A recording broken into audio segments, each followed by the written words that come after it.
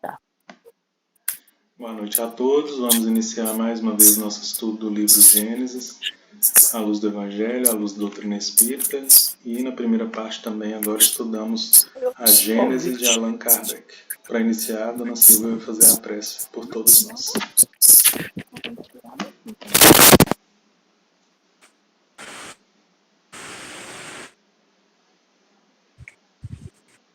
Pode fazer? Sim. Ótimo. Então, vamos elevar os nossos pensamentos a Deus, nosso Pai, Jesus, nosso Mestre, e rogar para que Ele possa nos ajudar, nos intuindo, para que nós possamos compreender o estudo e tirar proveito dele para a nossa vida, para o nosso dia a dia. Agradecemos a todos a espiritualidade que participa conosco do estudo, que orienta a nós todos. E Jesus abençoe nós hoje e sempre, e que assim seja. Assim seja. Obrigado, Dona Silvia.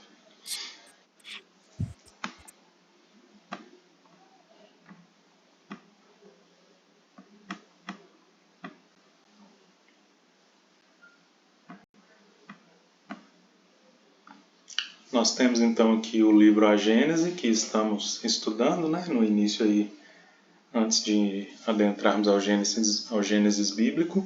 Hoje nós começamos o capítulo 1, que é intitulado Caráter da Revelação Espírita. Eu vou ir lendo o texto, fazendo alguns comentários, e se vocês quiserem complementar alguma coisa, pode abrir o microfone e falar, porque eu estou olhando aqui para a tela e estou vendo só o livro, porque eu estou projetando ele, tá bom? Então, capítulo 1 é Caráter da Revelação Espírita. Pode o Espiritismo ser considerado uma revelação? Nesse caso, qual o seu caráter? Em que se funda a sua autenticidade? A quem e de que maneira foi ela feita?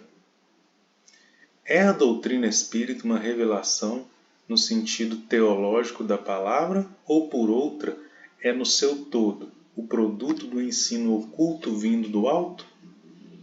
É absoluta ou suscetível de modificações?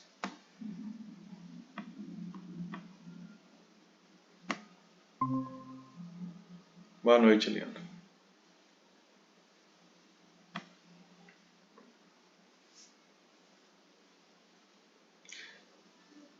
Bom, então aqui começa com um tanto de questionamentos, né, gente? Kardec meio que vai fazendo um chamamento aí para nós de tudo que vai ser tratado nesse capítulo. Por enquanto só perguntas, né? As respostas vêm mais para frente, então vou continuar lendo. Trazendo aos homens a verdade integral, a revelação não teria por efeito impedi-los de fazer uso das suas faculdades, pois que lhe pouparia o trabalho da investigação? Kardec faz perguntas muito inteligentes, né, gente? Nós estamos vendo aqui, né, que esse questionamento último, por exemplo, né, a gente descobre tanta coisa, é revelado para nós tanta coisa, que pode muitas vezes nos deixar num estado de acomodação, né, e da gente não agir. Então, Kardec faz esse tipo de pergunta.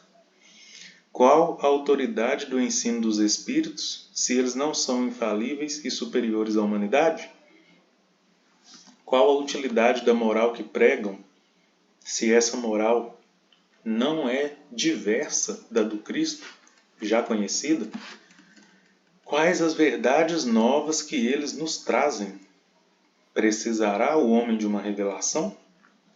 E não poderá achar em si mesmo e em sua consciência tudo quanto é mister para se conduzir na vida?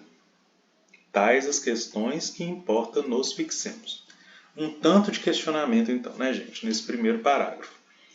Basicamente, tecendo para nós comentários do seguinte: é necessário mesmo o Espiritismo? Por que o Espiritismo veio? Né? Por que ele é considerado uma revelação? Ele tem os mesmos ensinamentos vindos do Cristo? Né? Então, por que mais uma doutrina, né, se vai estar falando da mesma coisa, então vai ser abordado coisas nesse sentido. Definamos primeiro o sentido da palavra revelação. Revelar, do latim revelare, cuja raiz velum, véu, significa literalmente sair de sob o véu. E figuradamente, descobrir, dar a conhecer uma coisa secreta ou desconhecida. Kardec começa então de forma bem didática, trazendo para nós a etimologia da palavra revelação. E interessante, que a gente tem feito aí estudos a nível literal, simbólico, metafórico, espiritual, e aqui ele traz para nós então o significado literal, que revelar, revelação, ela é ela vem de revelare, cuja raiz é velum, que significa véu. Então, literalmente, revelar é sair debaixo do véu. E, no sentido figurado, ou simbólico, podemos entender, é descobrir, dar a conhecer uma coisa que é secreta ou desconhecida. Em sua acepção vulgar mais genérica, essa palavra se emprega a respeito de qualquer coisa ignota que é divulgada, de qualquer ideia nova que nos põe ao corrente do que não sabíamos. Desse ponto de vista, todas as ciências que nos fazem conhecer os mistérios da natureza são revelações, e pode dizer-se que há para a humanidade uma revelação incessante. A astronomia revelou o mundo astral, que não conhecíamos. A geologia revelou a formação da Terra. A química, a lei das afinidades. A fisiologia, as funções do organismo. Copérnico, Galileu, Newton, Laplace, Lavoisier foram reveladores. Veja como que Kardec vai trazendo um caráter científico para esse livro. Nós já falamos no início, na introdução, que a Gênese vai ser aquele livro que é mais voltado para a base da ciência. O Espiritismo como ciência, filosofia e religião. Então, as obras por si só são uma filosofia. Se a gente pega, talvez essa filosofia fica muito clara no Evangelho, no Céu e Inferno. Kardec faz todo um raciocínio lógico, argumenta, filosofa. O caráter religioso no Evangelho segundo o Espiritismo, e o caráter científico na Gênese.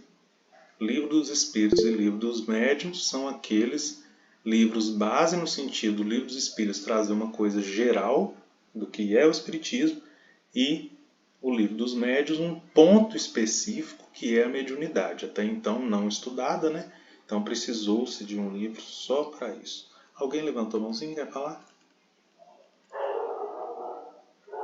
Ô, Tiago, Oi. e à medida que ele vai, igual você leu aí, e depois ele vem dando o significado das coisas, das palavras, aí realmente é aonde o Espiritismo entrou para simplificar, Porque antes, assim, era que a coisa parecia até pesada,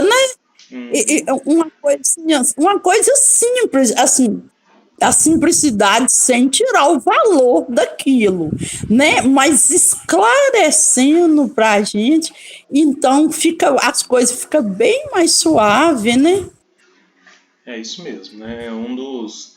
E aí, talvez até por isso ele entra com a questão da revelação, que é fazer descobrir. E muitas vezes, só falando isso aí, eu estou pensando que muitas vezes a gente não descobre, a gente não consegue pegar a novidade exatamente porque não entende, Então, quando Kardec traz para nós, ele e os espíritos, todo esse raciocínio lógico e didático, começar fazendo uma introdução, um embasamento, pegando lá do início mesmo o que significa e depois ir desenvolvendo o raciocínio. Nessa primeira página desse capítulo, fica muito claro isso. Começa, o que é revelação? Ah, tá, é isso, olha só. Quando a gente fala de ciência, basicamente é uma revelação atrás da outra, porque a gente não conhecia isso antes de ser, né, descoberto. Tanto que quando a gente... Olha só que interessante, né? Até pra gente... Eu estou no meio científico, nunca tinha pensado nisso. Mas quando a gente encontra alguma coisa nova, a gente fala que fez uma descoberta. Então, descobrir é tirar o véu, é revelar, né? Até na ciência está colocado isso e às vezes a gente não atenta, né? Mas olha só que interessante que com essa pequena argumentação, essa explicação de Allan Kardec aqui, a gente já consegue entender outras coisas. E aí ele vai, né, para o viés científico. Todos esses aqui, ó, que ele falou no final, foram cientistas importantes aí para nós. Copérnico e Galileu. Copérnico nas questões astronômicas, Galileu fez alguns estudos relacionados à astronomia também, a densidade, a queda dos corpos, ele fez alguns experimentos. O Newton, gravidade, né, cálculo matemático, Laplace também matemática, Lavoisier química. A característica essencial de qualquer revelação tem que ser a verdade. Revelar um segredo é tornar conhecido um fato. Se é falso, já não é um fato e, por consequência, não existe revelação. Toda revelação desmentida por fatos deixa de o ser, se for atribuída a Deus. Toda revelação desmentida por fatos deixa de o ser, se for atribuída a Deus. Não podendo Deus mentir, nem se enganar, ela não pode emanar dele. Deve ser considerada, então, produto de uma concepção humana. Gente,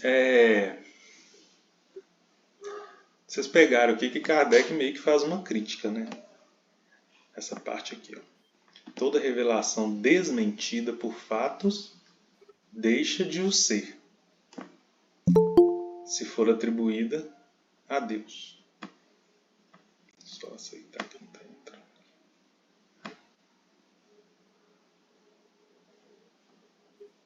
Boa noite, Dani. Boa noite, Thiago. Boa noite, pessoal. Boa noite. Boa noite. Voltando aqui. Toda revelação desmentida por fatos deixa de o ser. Então não é mais uma revelação se os fatos comprovarem o contrário. E aqui tem uma vírgula, né, se for atribuída a Deus. Então, isso aqui era um costume muito comum de quando não se conhecia algo, ou de quando, né, teve várias coisas que a religião colocou aí antes, né, do espiritismo. Então Kardec aqui meio que ele vai tecendo um comentário também até para justificar alguns equívocos de religiões anteriores, né, que graças a Deus já evoluíram também e melhoraram. Mas antes era muito comum colocar o nome de Deus, né? É engraçado que tinha um mandamento, não levar o nome de Deus em vão, mas aí, quando não se conseguia explicar algo, falava que era Deus e às vezes tinha um fato ali, né? Que comprovava, quer dizer, a ciência comprovava que algo era verdadeiro, mas porque estava na Bíblia e a gente interpretou errado, falava que era Deus e não podia, né? Ignorava o fato. Então, por isso Kardec coloca aqui, ó, não podendo Deus mentir, nem se enganar, ela não pode emanar dele, se for uma revelação mentirosa, né? Deve ser considerada produto de uma concepção humana. Esse aqui que nós falamos, que é o Galileu, né? A história dele, né? Quando ele descobre ali que não era, antigamente acreditava-se, né? Acho que eu já falei isso aqui, que o Sol girava em torno da Terra. E Galileu, através de observações, ele percebeu que era o contrário, que era a Terra que girava em torno do Sol. Isso por causa do Gênesis, tá, gente? De uma interpretação equivocada do Gênesis. Então, a igreja, né, tinha que não.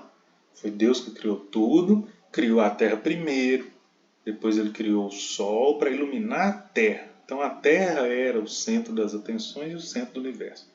Quando Galileu propôs então que na verdade a Terra girava em torno do Sol, né, que era algo muito maior, já existia ali, já tinham sido descobertos outros planetas, A religião, a Igreja Católica na época, caiu em cima e condenou ele, né? Quem desrespeitasse a Igreja Católica na época, muitas vezes ia para a fogueira, era morto, né? Então Galileu, mesmo tendo uma evidência científica, né, ele foi obrigado a desmentir a descoberta que ele fez, porque a igreja mandou, né, e porque a Bíblia estava escrito assim, que era o contrário. Então Galileu era amigo, né, ele era religioso, era amigo do Papa da época, e aí ele consegue então que a pena fosse revertida, não vai para a fogueira, mas ele fica em prisão domiciliar até a morte. Não pôde mais sair de casa. O tempo que ele ficou em casa, ele aproveitou para continuar fazendo os desenvolvimentos na área que ele tinha descoberto, então, que era exatamente essa, né? Então ele deixa livros depois e aí ele escreve mesmo sobre o que ele tinha descoberto e tal. Então Kardec aqui meio que está falando, né, reafirmando para nós que os fatos, né, quando eles são comprovados, quando eles reprovam ou mostram que algo é falso, quando a ciência comprova isso, não tem como a gente negar, né? Não tem como negar se a gente tiver toda uma lógica por trás daquilo, né? E não adianta, se a ciência mostrar que algo é contrário, a gente falar que não é porque Deus fez assim e a gente não entende. Não. Deus não se engana, né? Então a mentira não vem dele. É algo da concepção humana, ou seja, era, né, quando antigamente não se aceitava as questões da ciência por causa da religião, era falha humana da interpretação. Como eu sou muito interessado pelo Gênesis, eu acho que talvez eu possa ter sido um desses lá da igreja que ficava condenando o povo sem entender nada. E Deus agora deu a misericórdia dele, permitiu vir para talvez entender alguma coisinha e consertar os erros, sei lá. Nós vamos parar aqui então nesse item 3. Alguém quer comentar alguma coisa?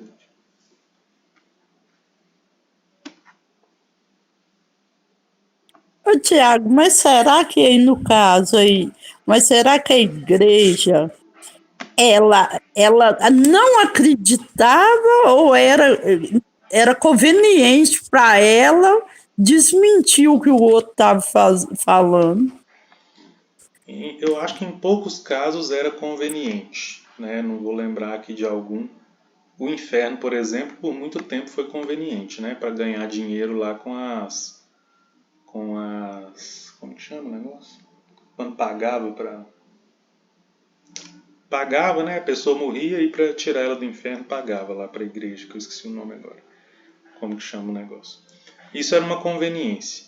O que a gente observa no campo da ciência e da religião nessa época é que muitas vezes tinha-se mesmo um entendimento equivocado. Então, a igreja não entendia, né? Ou entendia de uma maneira, mas a ciência mostrava que era o contrário e por causa de ignorância mesmo, continuava com o que lia a Bíblia, por exemplo. Lia a Bíblia, o Gênesis, vamos dizer. E lá, né, quando a gente pega que, por exemplo, na ordem cronológica do Gênesis, a gente vê lá que o Sol e a Lua foram criados no 4º dia. Está escrito isso no Gênesis, né? E que a Terra já tinha sido criada. Nós precisamos, né, quando a gente foi nessa parte, nós estudamos, nós precisamos do livro A Caminho da Luz, para Emmanuel mostrar para nós que naquele 4º dia, na verdade, o que estava acontecendo era que a atmosfera da Terra, né, essa camada de ar e gás que tem no nosso planeta, ela era mais densa, era mais escura e não permitia que a luz entrasse. Depois, então, que a Terra é formada, com o tempo essas névoas vão se dissipando e aí o Sol a luz, né, do Sol, que também é a luz da Lua, né, porque a Lua, na verdade, ela reflete a luz do Sol, ela não tem luz própria, consegue entrar no nosso planeta. O quarto dia está falando disso, né? Então, vamos imaginar naquela época. Se alguém naquela época falasse assim, olha, o Sol foi criado antes da Terra.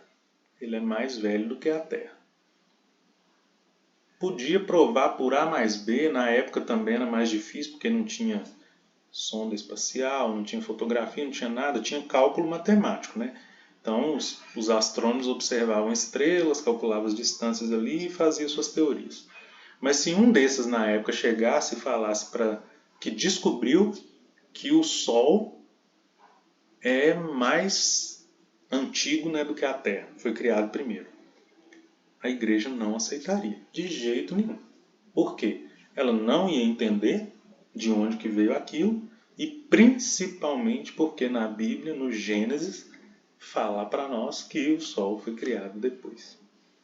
No Gênesis fala que foi criado, né? Os luzeiros, fala dos luzeiros. É porque antigamente tinha uma ideia que o Sol e a Lua serviam só para iluminar o nosso planeta mesmo. Então a igreja ia ficar em cima e ia negar porque ela ia acreditar cegamente no que está escrito no Gênesis e ia desconsiderar, né? Ia falar que era coisa do demônio, que não tinha nada disso, porque a Bíblia era a palavra definitiva, tá? Então era mais por ignorância, dona Silvia. Era mais... Lembrei o nome por exemplo, o inferno, né? Por muito tempo ele foi conveniente, porque pagava-se indulgência. Então ele foi uma invenção. Ele foi uma invenção, né? Então, quando morria, se a pessoa tivesse sido má, mas a família tivesse dinheiro, ela ia lá e pagava indulgência para o padre, né, para a igreja, e aí, através do intermédio do padre, acreditava-se que essa pessoa ia parar de sofrer no inferno. Kardec, né, e o Espiritismo depois traz para nós todo o raciocínio sobre que o inferno não existe e tal, aí através da filosofia. Mas em alguns, eu creio que em poucos casos foi conveniência a igreja negar alguma coisa. A maioria das vezes era por ignorância mesmo, interpretação equivocada. Veja que para a gente entender esse quarto dia, nós precisamos recorrer a uma obra espírita, né, que foi escrita 100 anos depois que o Espiritismo saiu. Que o Espiritismo veio à tona, né? Então, nessa época aí, por exemplo, não tinha como. Só 500 anos depois, praticamente, né, 500 anos após Galileu, vem o livro A Caminho da Luz. Então não tinha também embasamento que ajudasse a compreender. Juntava-se as duas coisas, a ignorância mesmo, a interpretação apenas literal, por isso que a gente fala, né, que a interpretação literal, que é exatamente ler aquilo que está escrito, ela é importante, mas em alguns casos precisamos entender que ela tem um significado simbólico, ou metafórico, ou espiritual. A gente não pode desconsiderar o que está escrito, mas precisa entender. E esse entendimento não tinha na época. Primeiro, por uma fé cega, né? Que é exatamente a falta da ciência que o Kardec e os espíritos trazem para nós. A fé sem a ciência é cega. E a ciência sem a fé é morta, né? Então, era uma ignorância mesmo. Por isso que não se aceitava, ia nessa fé cega ao texto bíblico, sem entendimento, né? E cometia esses equívocos aí.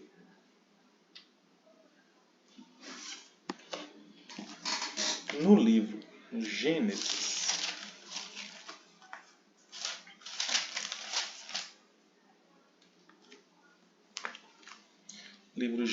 nós estamos no capítulo 2, nos versículos 24 e 25. Contextualizando aqui pouco, né, estamos falando do momento em que é criada a mulher, né? Nós já dissemos aqui anteriormente, quando estudamos, que a partir desse momento, né, que nós chegamos nessa parte do Gênesis, a gente começa a observar que está falando do ser humano integral. Então a mulher é a parte que representa o sentimento e o homem é a parte que representa a razão. Todos nós, então, temos essa parte racional e essa parte sentimental. Homem e mulher, então, é razão e sentimento. Então nós estamos falando do momento histórico em que o homem descobre que sem sentimentos não seria possível continuar, né, a sua existência, né? Vimos isso então, e chega um certo momento em que o sentimento, as questões sentimentais começam a fazer parte do ser humano integral, né? Então é quando o homem cai em si de que ele é um ser com uma dualidade positiva, porque essa dualidade vem de Deus. A razão e sentimento é uma dualidade boa, porque ela vem de Deus. O homem foi criado assim. E por que ela é boa? Porque ela, né, vai convergir para um caminho só. Razão e sentimento convergem para uma única coisa, que é a nossa evolução espiritual, que é o amor, né? Então, olha só. No capítulo, no item 23, né, fala que o homem exclama, né, depois que ele descobre então o sentimento. Exclamar e falar com entusiasmo, né, gente? Dessa vez sim, é osso de meus ossos e carne da minha carne. Ela será chamada humana, porque do homem foi tirada, né? Então, nós discutimos isso aqui, que é o momento histórico em que o homem empolgado descobre que ter sentimento é bom e que isso lhe faltava, e vir, né, dos ossos é a intimidade e a igualdade do ser, porque todos nós, né, quando desencarnamos, que a parte da carne ali é deteriorada, fica o quê? Os ossos, né, os esqueletos, que precisa de um certo estudo para a gente definir ainda qual que é de homem e qual que é de mulher. Muitas vezes é até difícil, dependendo do tempo. Mas o esqueleto, os ossos, então, representam essa igualdade do ser e representa algo íntimo a nós, que vem de lá de dentro, né? É a entranha mesmo, né? E é o que sustenta também. E carne da minha carne. Carne, então, remete para nós exatamente ao ser humano, material, um corpo de carne e de ossos, e a necessidade nossa de passar por essa experiência material para evoluirmos. Então, carne da minha carne. Quando Deus, então, entre aspas, né, faz a mulher, tira ali uma costela, nós discutimos isso, que é expõe o sentimento. A costela é uma barreira na frente do coração, né? Expõe isso, então, e fecha o lugar com carne. Expor o sentimento e tratar aquilo com carne. Quer dizer, agora que isso surgiu, a carne, né, é o que vai representar ali a reencarnação. É o que vai representar a vivência material, a experiência. Isso saiu, está aberto, entra carne agora, que é a oportunidade de evoluir essa coisa nova, que é o sentimento. O homem tão empolgado, né, pela descoberta, fala, né, dessa frase aí, ossos dos ossos e carne da carne. Será chamada de humana porque do homem foi tirada. Discutimos isso também, que a humana, então, aqui não está falando de uma mulher, não está falando da mulher, não está falando de Eva, muito menos, né? Está falando da humanidade. E o homem aqui não é Adão, não é um homem. Está falando no homem no sentido do gênero homo, né? Que hoje nós somos estamos com a espécie, né, sapiens, somos então Homo sapiens. Ficou para a gente discutir? Por isso, deixará o homem o pai e a mãe e se unirá à sua mulher, e eles serão uma só carne. Tá? Esse capítulo, esse versículo, ele é a comprovação para nós, é o que embasa a nossa discussão para afirmarmos que aqui está falando do ser integral. Por quê? Fala exatamente isso. Homem e mulher deixa pai e mãe e vão se tornar uma só carne. Vejam que a palavra carne ela repete aqui. Então, quando tira as costelas, Deus preenche o lugar com carne. É a questão material. É o ser que vai passar pela experiência num corpo de carne. Aflora o sentimento que precisa preencher também esse corpo de carne, né? E evoluir através de reencarnações.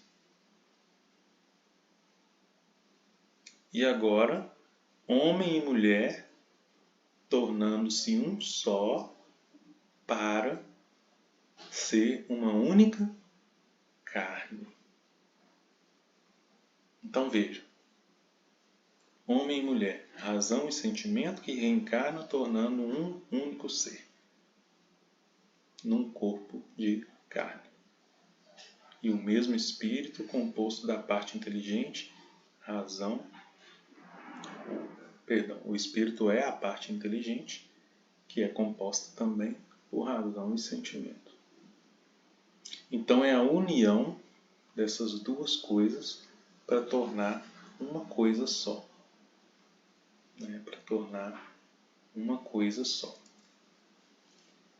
Quando fala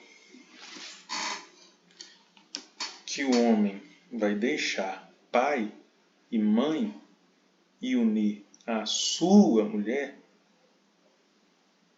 veja que aqui tem um pronome, né, possessivo, sua, quer dizer, dele, né?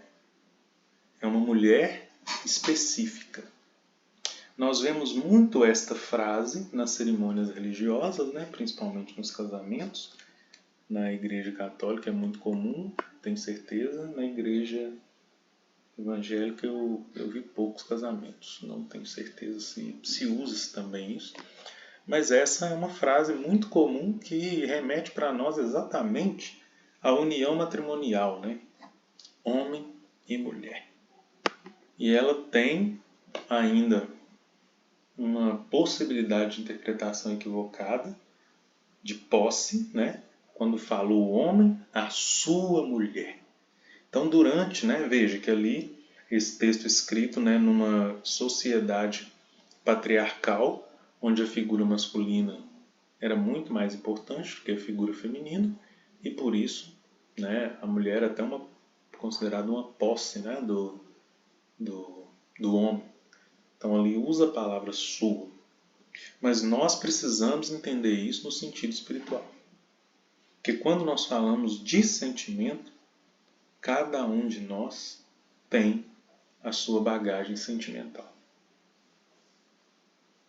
Então, muito mais do que posse, está falando para nós, afirmando para nós que é a parte racional, né, o homem, dentro de cada um de nós, a razão, precisa acolher a sua mulher, que representa o conjunto de sentimentos. Isso é muito sério, gente. Trazendo para o nosso dia a dia, vocês vão ver que a partir desse versículo começa a trazer muito para o nosso dia a dia e para os nossos dilemas existenciais. Né? E aí, se a gente começa a pensar nisso, nós percebemos que, por questões sentimentais ainda mal compreendidas, é que a gente atrasa, e muito, a nossa evolução.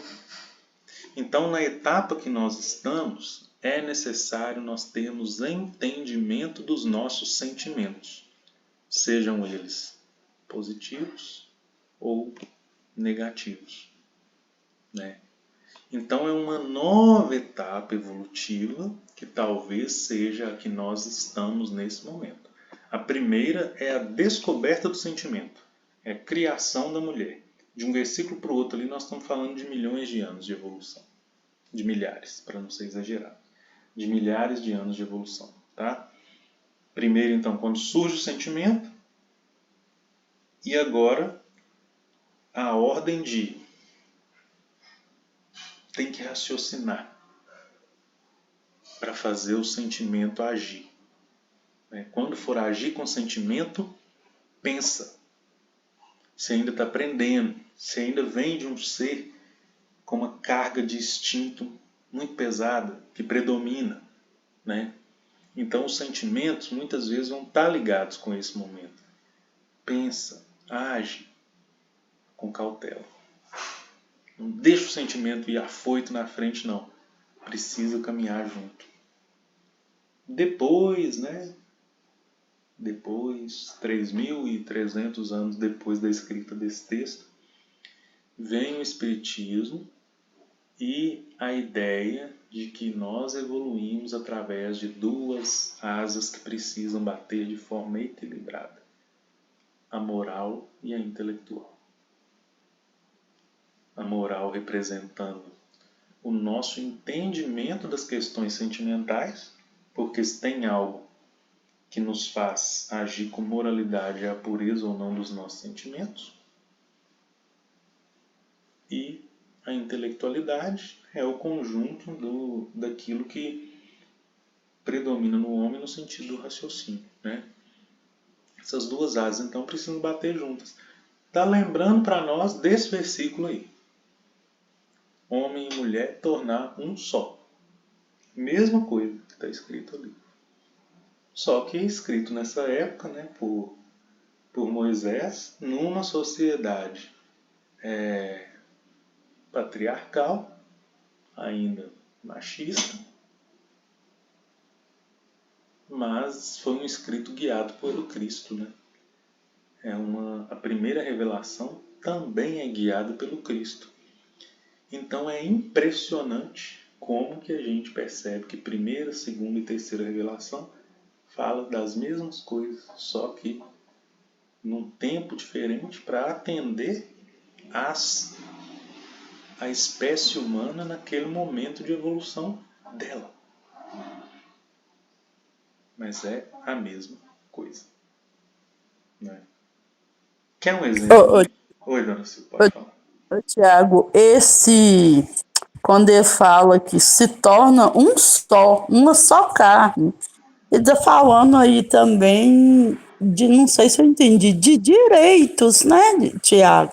De direitos que porque a gente ainda está, nessa época ainda, que um tem mais direito, a um tem mais direito. Né? A gente ainda está nessa luta ainda, né? E essa parte aí, ele está deixando claro que não, que isso é um só, é porque todo mundo tem os mesmos direitos. Sim. É isso? Ou estou entendendo errado? Podemos entender assim também. Quando a gente traz para esse lado da figura de homem e mulher mesmo, né? Do masculino e feminino, né? Só para a gente diferenciar. Que homem e mulher a gente está trazendo razão e sentimento, mas o masculino e o feminino é isso sim, né? Porque é a união daqueles dois, né? Tornar um só significa ser um único ser, né? Pra gente, só para ser redundante, né? É ser uma única pessoa. Ser é um conjunto vindo da união de dois seres para tornar um só. Ou seja, tanto, aí, né, vem a complementação, se a gente lembrar das religiões, né, e dos matrimônios, das questões do relacionamento conjugal. Na saúde, na doença, na riqueza, na pobreza, né? Tem a ver com isso também, quer dizer, os dois, tornando um só, ficam mais resistentes para passar pelas provações e têm os mesmos direitos, sim, e também os mesmos deveres. Né? Isso quando a gente traz tanto para o lado material do masculino e feminino, quando a gente leva também para o lado simbólico da razão e do sentimento. Por quê? Já comentamos isso aqui também. Da mesma forma, esse tornar um só, né? A razão acolhendo a nossa carga de sentimentos para a gente pensar antes de agir de uma forma de sentimentos equivocados, o contrário também vale. Então, não deixar também a gente agir só com raciocínio, porque aí tende a ser muito frio, ser muito direto e a gente acabar esquecendo os sentimentos bons. Então, tornar um só é igualdade. E, gente, nós estudamos os números. O que o número 1 representa?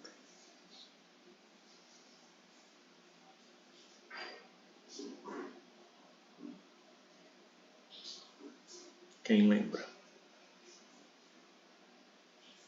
Como é que é? Unicidade, é isso? Unicidade, né? Remete ao quê?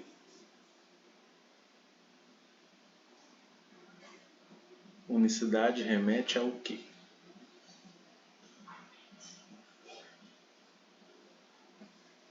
Hein, gente? Fala aí, Thiago. Primeira questão do Livro dos Espíritos. Oi, Thiago.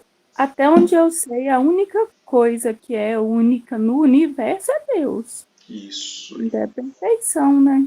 Perfeição.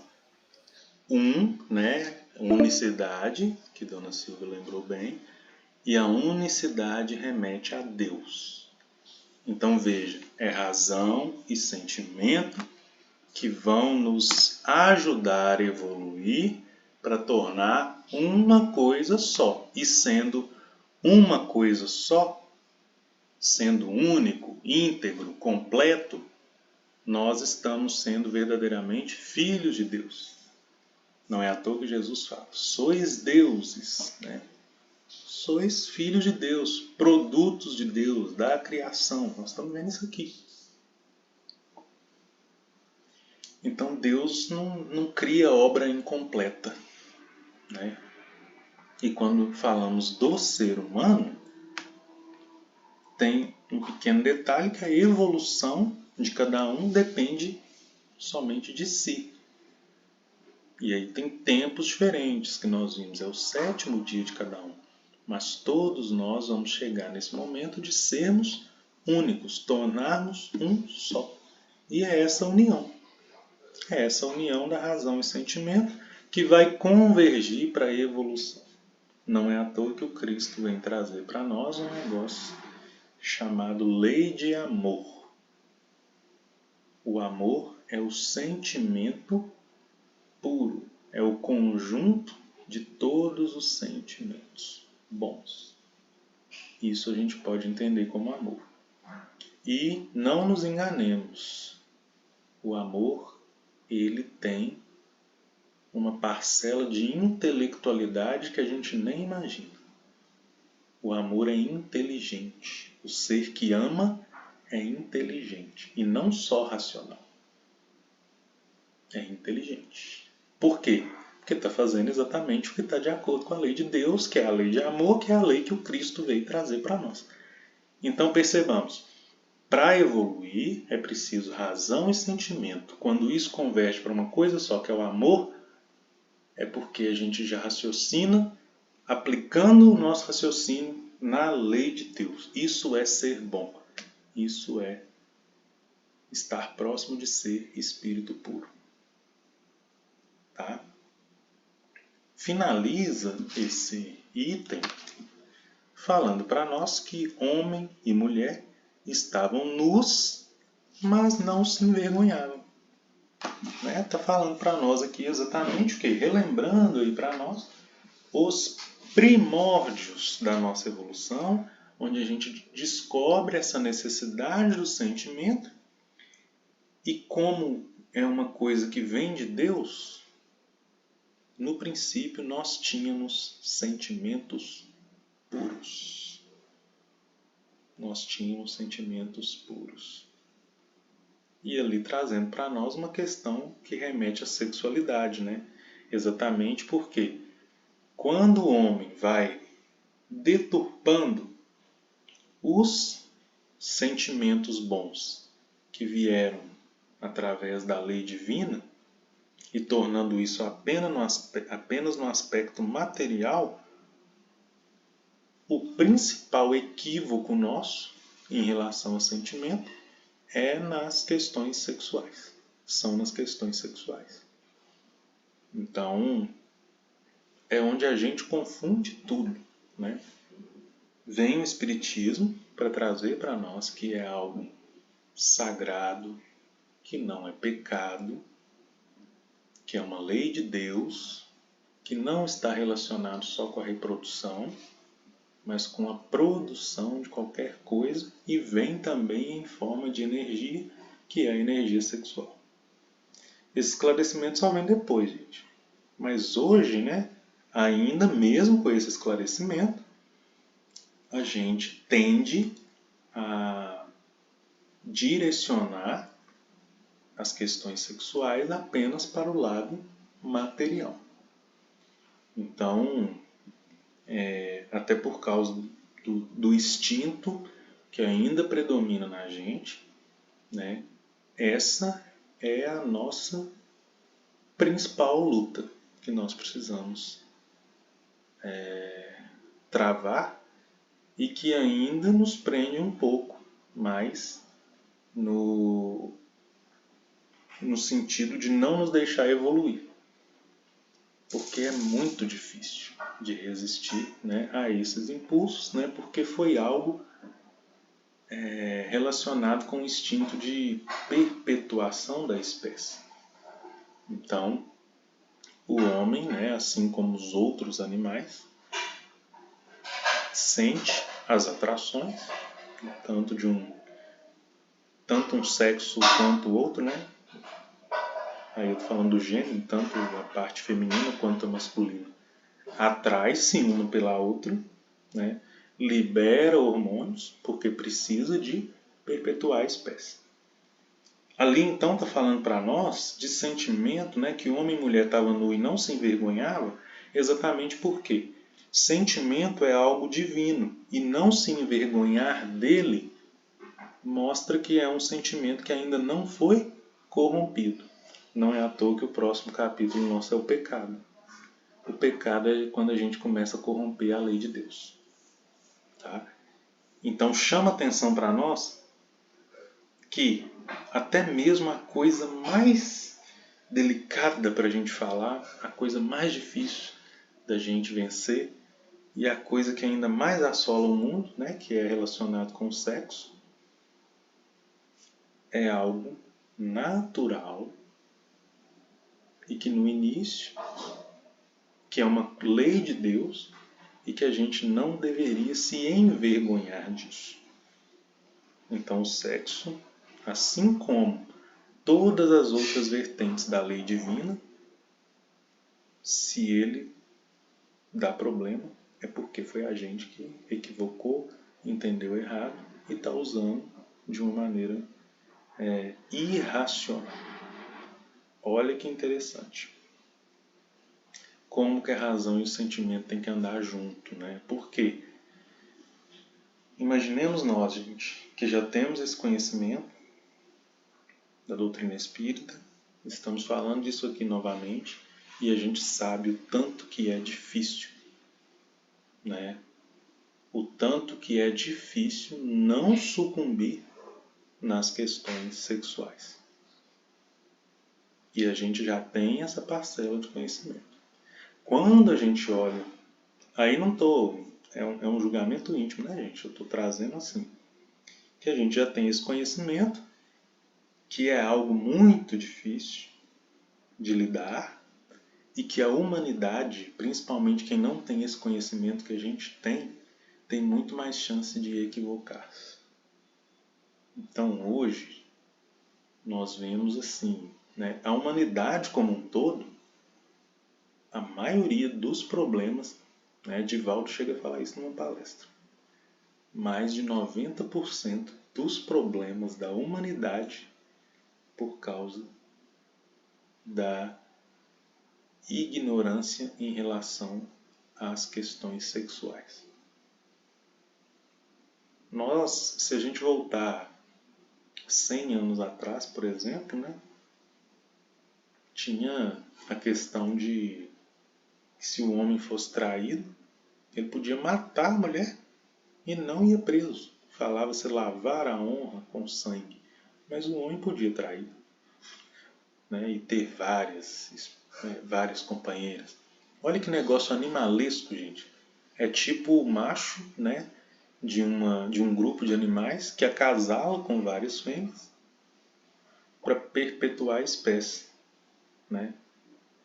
Então, é tão enraizado ainda na sociedade essa questão, e se a gente for trazer para os dias de hoje, até ainda, né, ainda tem muito isso.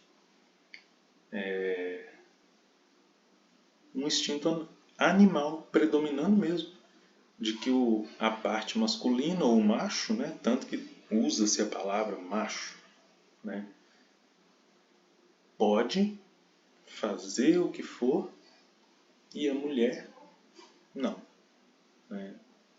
A interpretação equivocada do sua mulher ali, né? E principalmente a interpretação equivocada relacionada com as questões sexuais. Então, quando fala para nós que homem e mulher estavam nus e não se envergonhavam, está falando para nós, olha, o sentimento ele vem de Deus e é puro. Qualquer coisa após isso é o homem que fez errado, é o homem que deturpou. O sexo não é pecado, é o entendimento equivocado do homem ao realizar as práticas sexuais ou ao direcionar sua energia sexual que são equivocados. Dona Silvia, pode falar. Eu acho linda aquela passagem de Jesus, né? Da mulher apedrejada, né? Porque é Jesus que traz essa parte, né? Que atira a primeira pedra, quem nunca ele dirigiu a todos. Aí fala, né, que tinha um rio de homem lá, né? Todo mundo doido para jogar pedrinha. Quando ele fala aquilo, todo mundo, é como se diz o outro, estava julgando só a mulher. Ele não estava. Ia trair sozinha, se ela estava fazendo alguma coisa, ela estava com um homem, né? Então, ele levanta essa questão, né? Que se tem uma adúltera, tem o homem também está lá no meio, né? Aí eu acho que nessa parte é muito engraçado. Sim, e essa passagem ela é sensacional.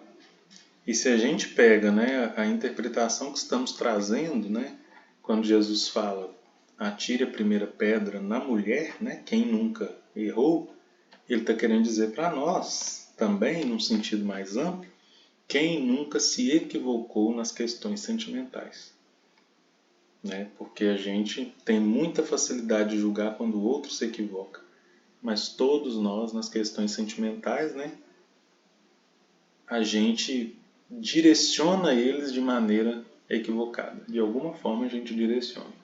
E aí, trazendo o homem, né, que a senhora traz aí como o adúltero também, é que se o sentimento está equivocado, é porque também teve uma parte racional que não funcionou.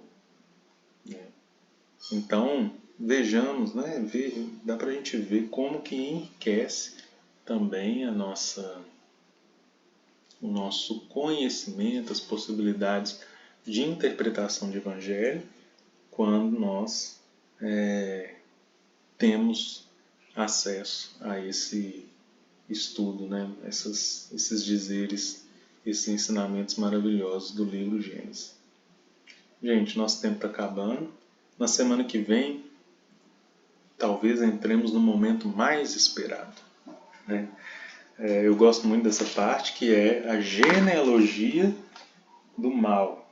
Pecado, serpente, Eva, fruto proibido.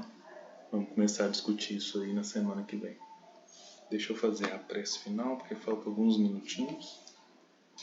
Deus, nosso Pai, Jesus, nosso Mestre, benfeitores espirituais que nos acompanham. Obrigado pelo estudo de hoje, pela oportunidade, por mais uma vez estarmos aqui reunidos em seu santo nome, Jesus. Que a sua luz, a sua paz nos ilumine, nos abençoe, nos dê bom entendimento para colocarmos em prática tudo aquilo que aprendemos hoje. Que a sua luz, a sua paz chegue à nossa vizinhança, aos locais mais necessitados.